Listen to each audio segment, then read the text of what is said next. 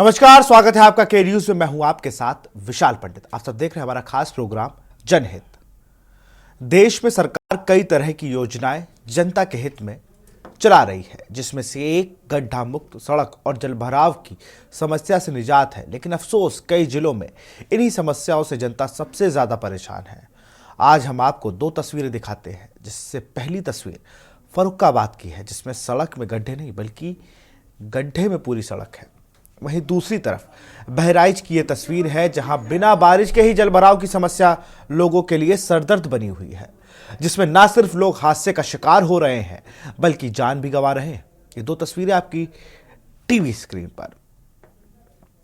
फर्रुखाबाद के कायमगंज की जगह की ये तस्वीर आप देखिए, जो खस्ता हाल सड़कें हैं, और बहराइच में बिन बारिश ही जलभराव हो गया है।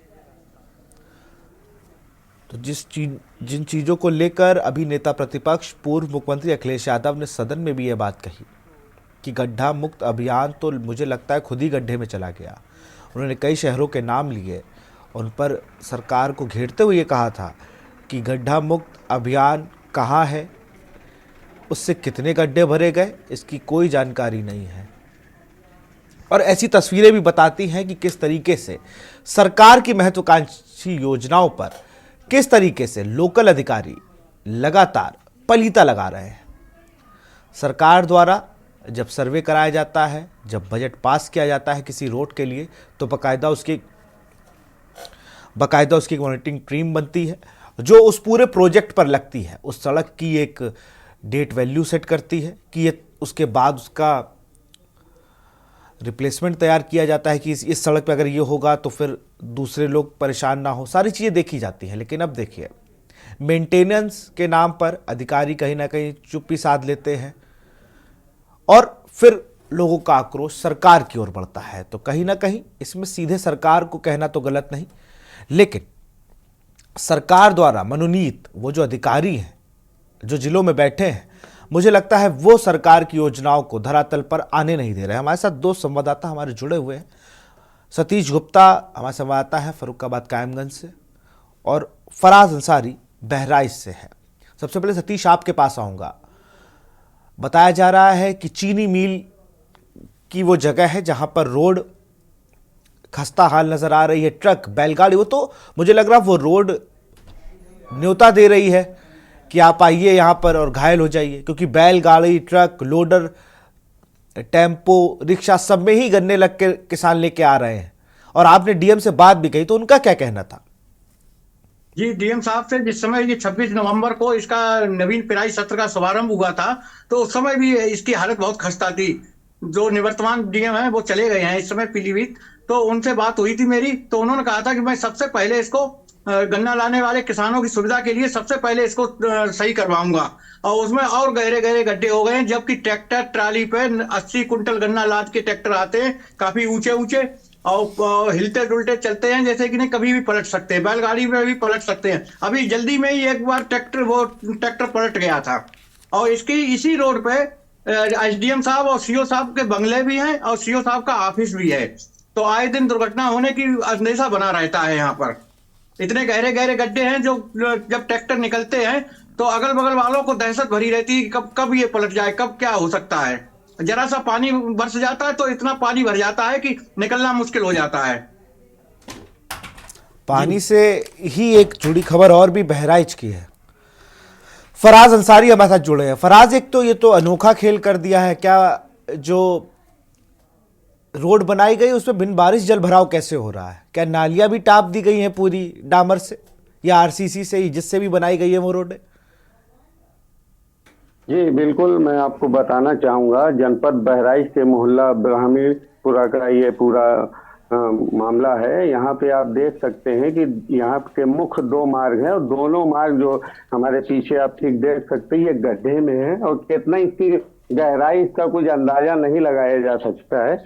और यहाँ पे अच्छी खासी आबादी है, यहाँ के लोगों का यहाँ चलना दुश्वार है, और बच्चों का जो है विद्यालय जाते हैं, विद्यालय भी नहीं जा पाते हैं, और कई बच्चे यहाँ चोटिल हो गए हैं। इन लोगों का कहना है कि कितनी बार इन्होंने सीएम हेल्पलाइन पे भी कंप्लेन किया है, और यहाँ की नगर पालिका के हेल्पलाइन पे भी शिकायत दर्ज की गई है, लेकिन अभी तक इनकी समस्या का कोई समाधान नहीं हुआ है। और छुट्टी आख्या में ये बताया गया है कि ये समस्या का निस्तारण हो गया। मोहल्लावासी बहुत परेशान है जी। ये अधिकारियों का क्या कुछ कहना है इस पे? अधिकारियों से जब बात हुई आपकी, या नहीं भी हुई, या उन्होंने मिलने से मना कर दिया? क्योंकि अमूमन यही होता है, बहराइच वो एरिया है जहां पर लगातार ऐसी समस्याएं लोगों के सामने आती हैं।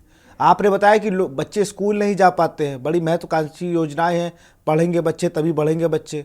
अब ऐसे नाली में डूब जाएंगे तो कैसे बढ़ेंगे बच्चे? सारी चीजें हैं। अधिकारियों ने क्या कुछ कहा है? जी, इसके ऊपर सभी अधिकारी जो है वो चुप्पी साधे हुए हैं। मोहल्ले के लोग सभी काफी प्रताड़ित हैं। उनको इनकी समस्या का जो निदान का कोई रास्ता नहीं आ रहा है, मिल रहा है उनको। और ये कहा जा रहा है कि सीएम हेल्पलाइन जो 1073 है उस पर भी अधिकारियों ने गुमराह किया है और इस मामले में रिपोर्ट लगा दी है कि समस्या का निस्तारण हो गया है जी।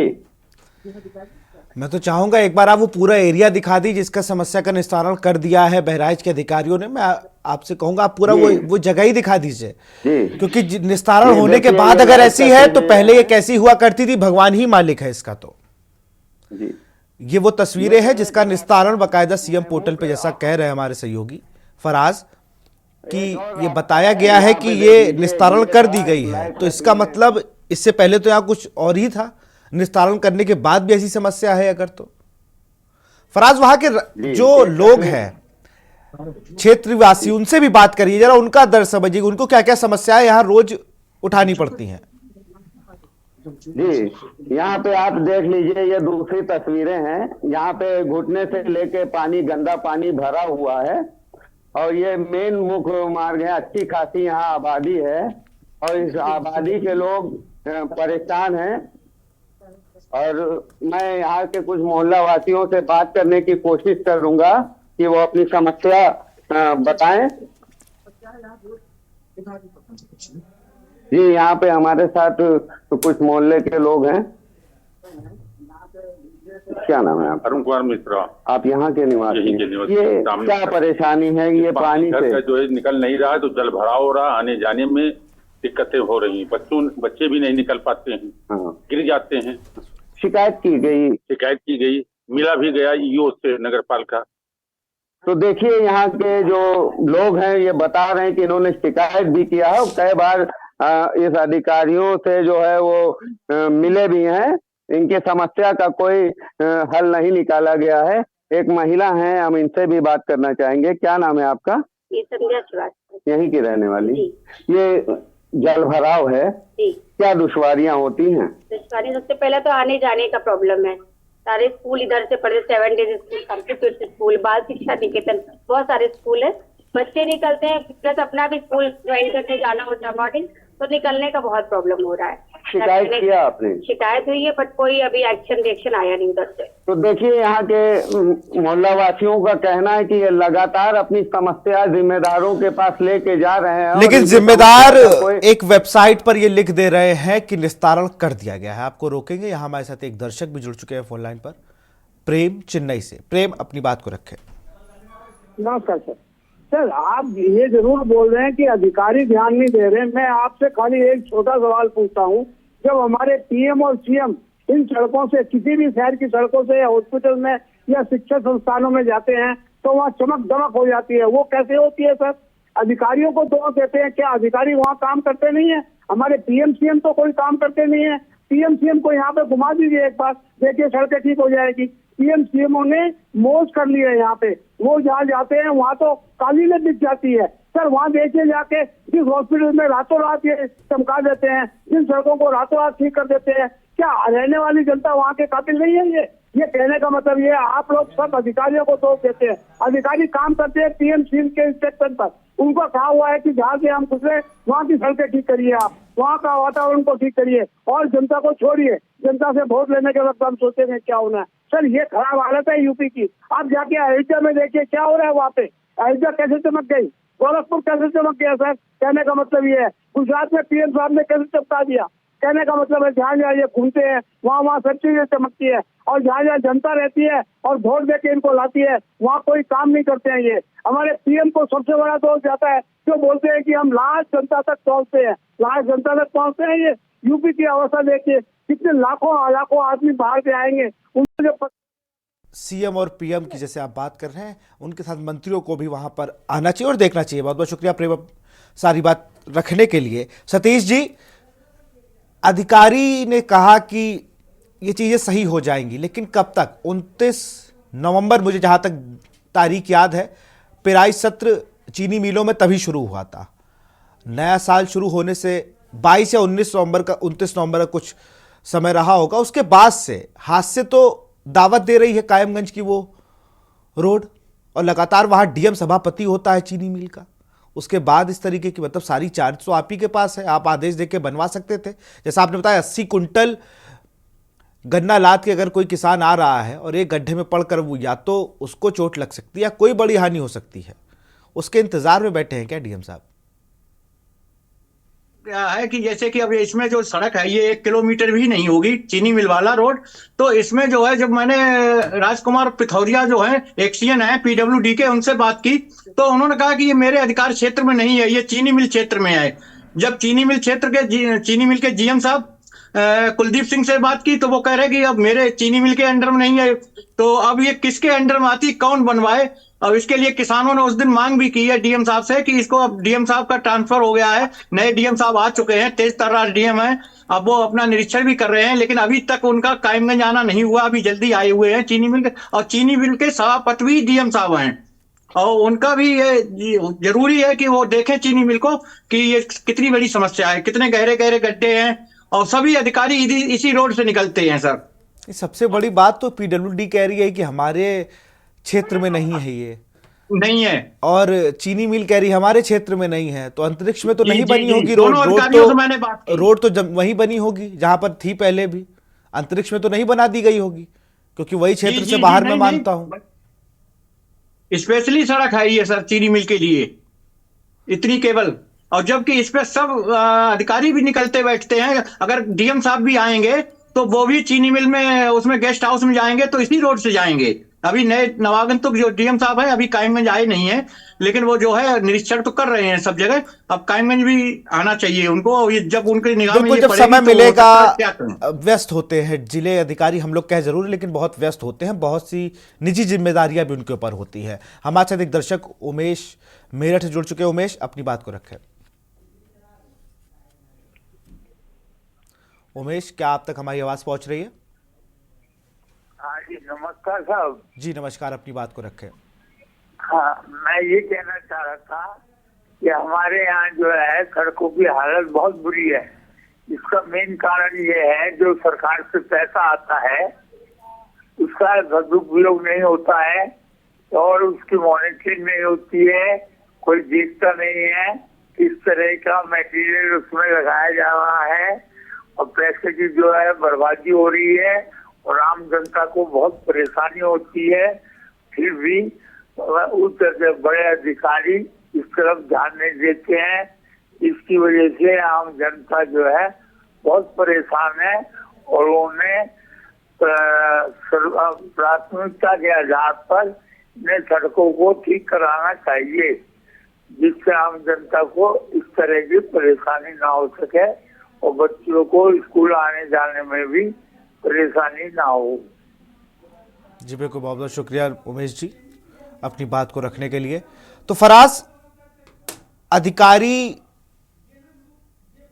और जो जनप्रतिनिधि हैं इनके जोड़ से बताते हैं काम बड़ी जल्दी हो जाता है। अगर अधिकारियों ने ये इतने जिम्मेदार वेबसाइट पर ये लिखा है कि इस समस्या का निस्तारण कर दिया गया है, तो वहाँ के जनप्रतिनिधि, मुझे लगता है पार्षद, प्रधान, सचिव जो भी हो वहाँ पर, मुझे नहीं पता वहाँ की भूलों की स्थिति की वहाँ पर कौन सा जनप्रतिनिधि होगा। विधायक तो ज़रूर होगा, विधायक सांसद तो होंगे ही, लेकिन क्या किसी के पास इतना समय नहीं है कि जहाँ से, जिस गली से बच्चे नहीं जा पा रहे हैं, जहाँ पर लोग बाहर नहीं निकल सकते हैं, वहाँ जाकर कम से कम इतनी ही बात कर ले कि भाई हम आपकी समस्या सुनने आए हैं।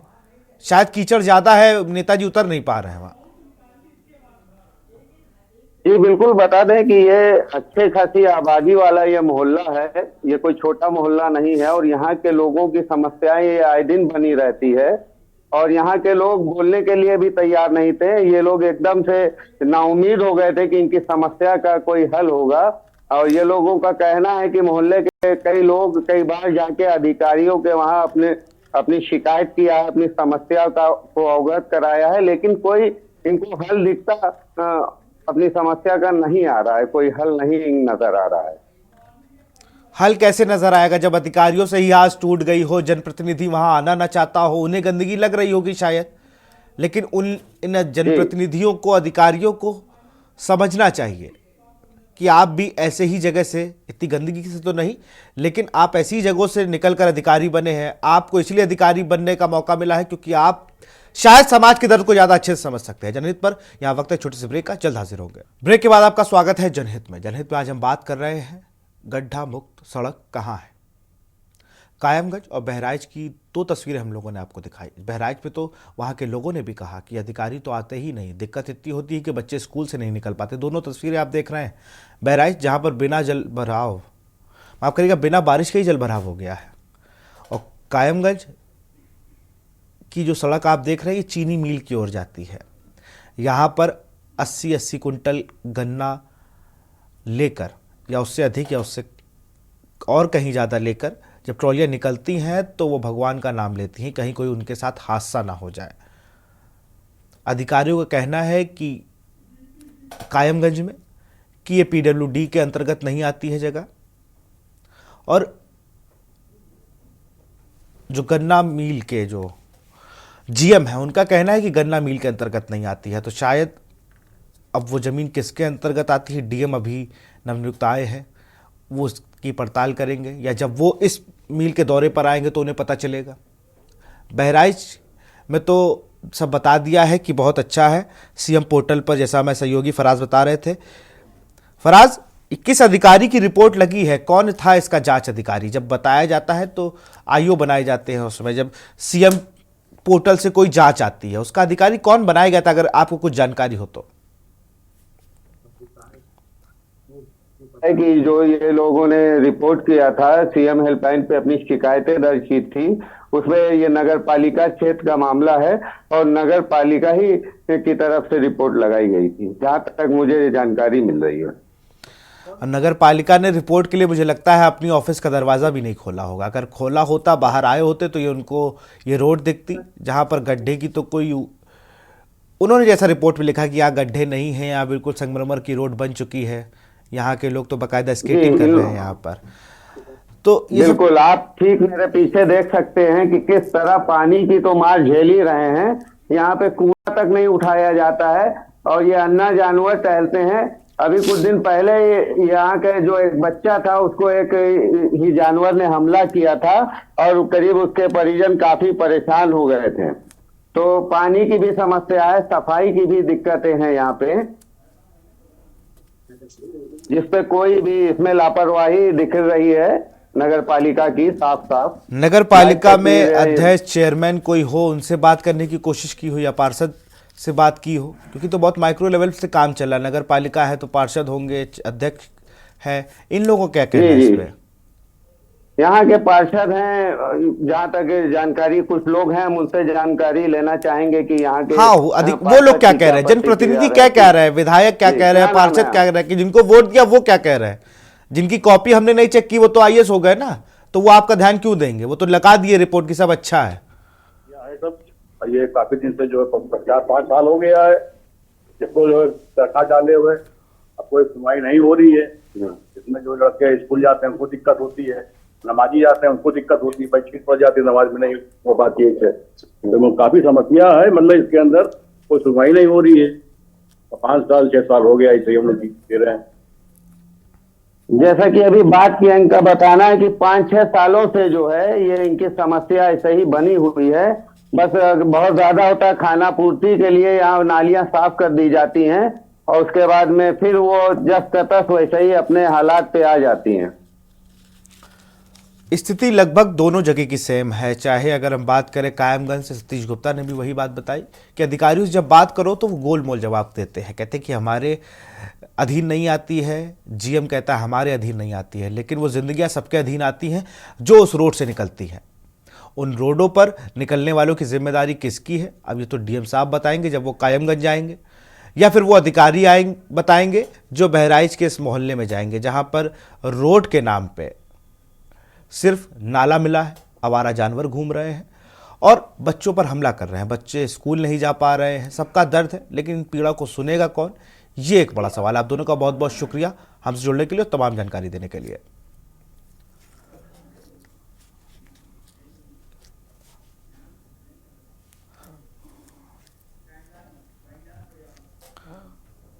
तो फिलहाल जनहित में इतना ही। देखते रहिए के न्यूज़ इंडिया। नमस्कार।